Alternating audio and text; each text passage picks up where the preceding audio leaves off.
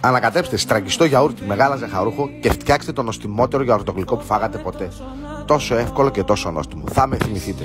Σε ένα μπολ θα ρίξουμε το γιαούρτι μας, το ζαχαρούχο γάλα μας και θα ανακατέψουμε με ένα σύρμα, με ένα πυρούνι, με ό,τι έχετε, πάρα πολύ καλά.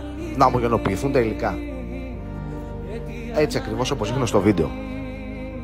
Θα πάρουμε τα μπισκότα μας στα digestive, θα τα χτυπήσουμε λίγο με το χέρι να σπάσουν τα χοντρά κομμάτια και με ένα ποτήρι με τον πάτο του θα τα πατήσουμε πάρα πολύ καλά να γίνει αυτή εδώ η σκόνη. Το τρίμα το ψηλό. Ωραία.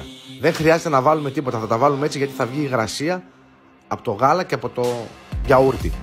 Θα τα μοιράσουμε στα ποτηράκια μας, θα βάλουμε μία στρώση από το μείγμα μας.